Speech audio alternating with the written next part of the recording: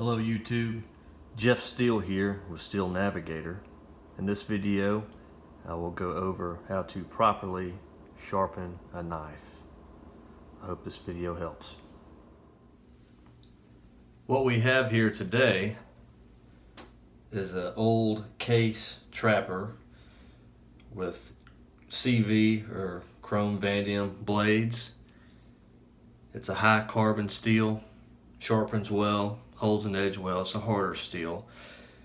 The downside is it can develop a bit of a tarnish or patina, as you can see. And then I have a two-sided Japanese water stone with an extra stone that creates a slurry on the smoother side of the stone, which further aids in the polishing of the steel.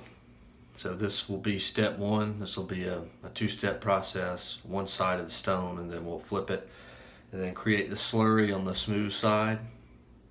And I'd like to do approximately 50 passes on each side of the stone. And then the last process will be the stropping with a legitimate leather strop. Also, one can use the reverse side of a leather belt. That also will work. I will let the Japanese water stone soak. We want that good and damp. What I have here is just a non-sliding vise for the stone. So we'll start here. We'll lay the blade on the stone and we'll just tilt up just enough to where the edge or the bevel is firmly and evenly. And what we're going to do is we're going to bring this towards us.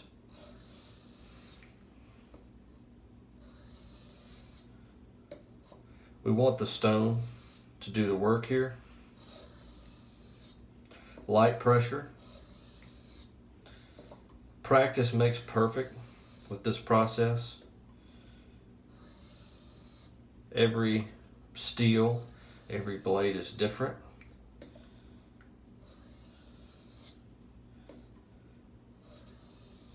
This is a bit of an in-depth process, but if done correctly, it's not done very often.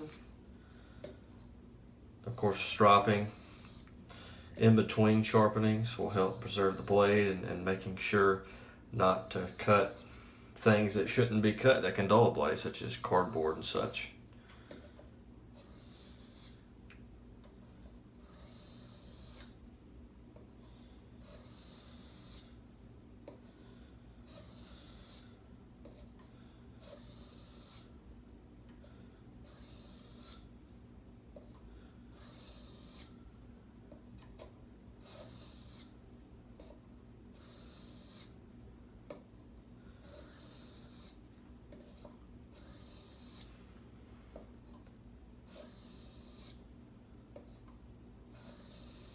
We'll make sure we bring the blade all the way to the tip.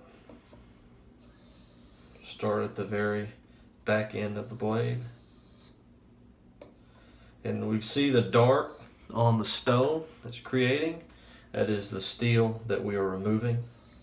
That is really what the sharpening process is doing, is removing steel from the blade.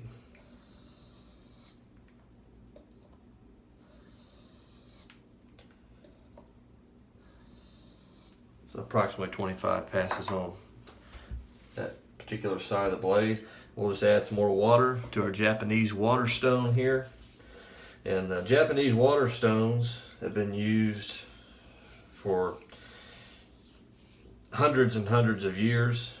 Back in the days of the samurai sword, it was a true art. There were the blade manufacturers that would forge the blades, and then there were individuals who specialized in sharpening the swords, and they had a series of Japanese water stones that they would use. It would really just level by level bring the blade down to just a polished edge, and it would supposedly they would grade the sharpness by how many bodies the sword could slice through in one pass. That's how they would grade it. And sometimes they would say it's a 5 or a 7 body sword. Of course, the more bodies, the higher quality, better edge the blade supposedly had. So now we're going to go away from us, getting the other side.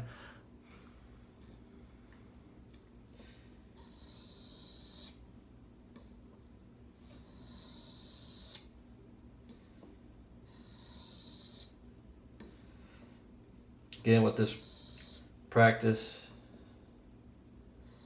we'll just want to ensure that we get everything even.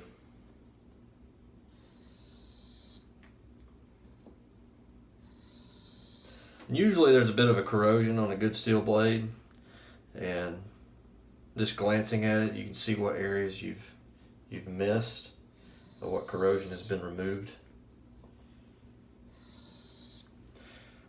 Most blades today are some type of stainless steel, and they just don't sharpen well. They don't hold an edge. It's a softer steel.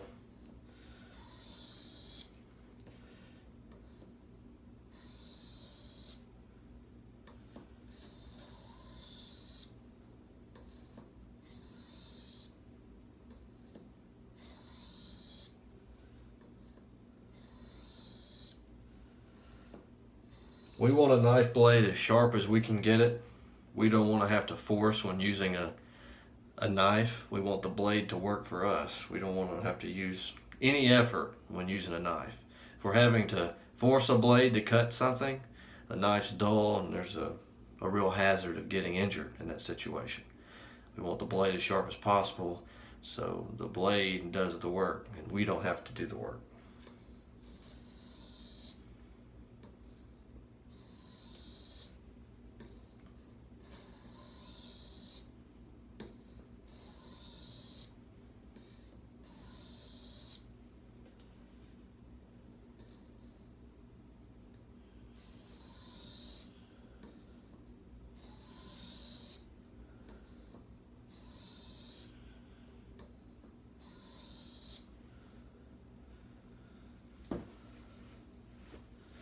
I have a towel here just to remove any steel particulates that may be removing. Now what we're going to do, we're going to flip the stone to the smooth side, tighten back up. Now I have the small stone that's been soaking. We're going to create a bit of a slurry. It puts a micro layer of stone on top of this smooth top layer, which will really polish the edge. Same process as before as the other side.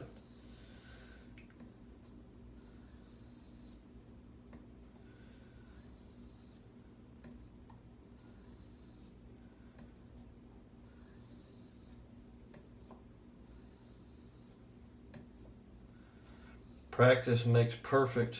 Every steel's different. Every knife is different.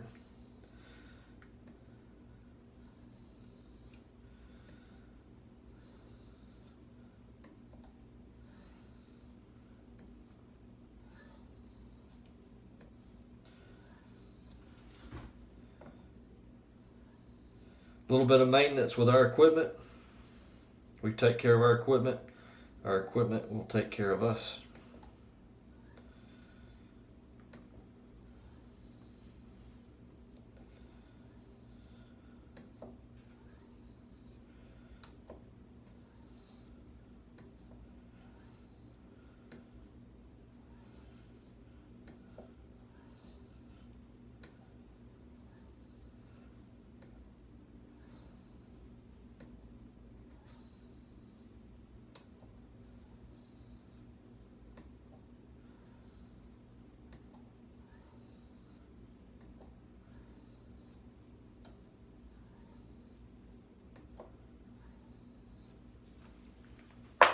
So now we're going to add a little bit more water. We're going to add another layer of the slurry.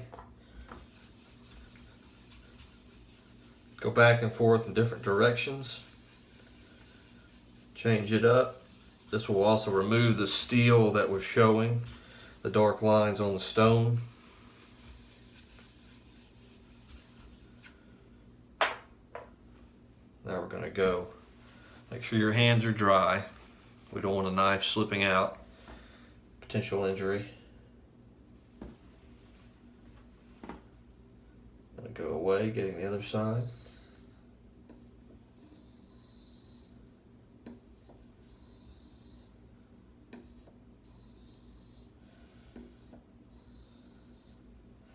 By the way, this particular blade on this knife I have not sharpened in several months. It was overdue.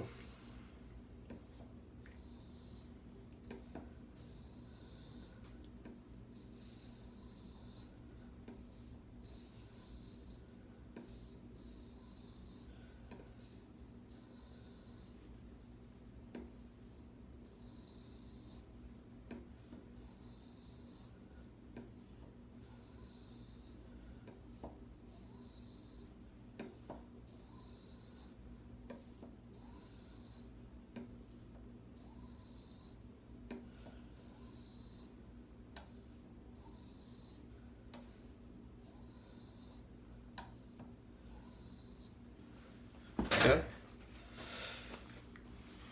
So, you probably can see the work we have completed so far. Didn't sound like we were removing a lot of steel, but as you can see, we put quite an edge on it. That edge before was quite corroded. We've polished it right back out. Now, my great-grandfather taught me a few tricks for sharpening a knife, and the next step that he would do would take an actual piece of steel, a flat piece of steel, and would do the same process. I don't have a flat piece of steel that I can do that with, so we're going to go to the last step, and that is the stropping, just like a barber would strop a straight razor. Same process, which will really take this polished edge to pure glass, which is what we want. Stay tuned. The final step is that of stropping. So this is just a standard leather strop, American made. I will first use the rough side, and we'll go through about 25 passes per side of the blade on the rough. Always go in the opposite direction as far as the cutting edge of the blade away each time from the cutting edge.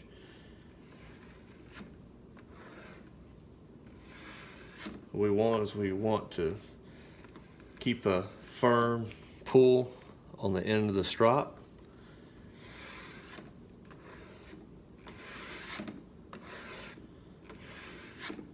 And we'll really see the edge of that blade polishing up.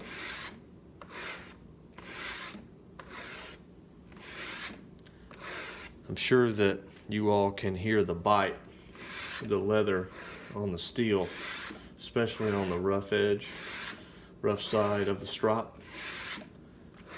This is an old Barber strop used for sharpening straight razors. And normally in a barber shop, when the old school straight razors were used where the blades were not interchangeable, after each client the blade would be sterilized in a barbicide type liquid, and the blade would be stropped in between each client, just ensuring that the blade is in tip-top shape.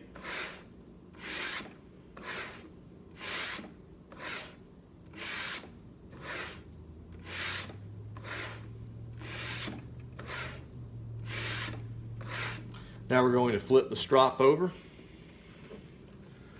so the smooth edge is showing.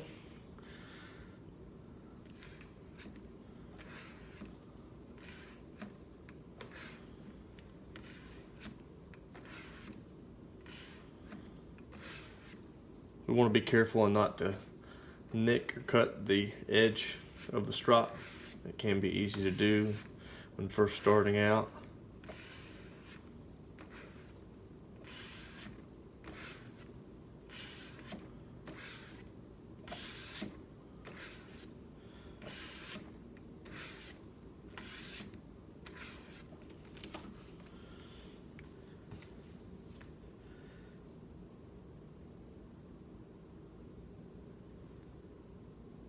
There's still a bit of a patina on the steel, but that is smooth. It's just a stain or tarnish. But if you can see the edge that we've created,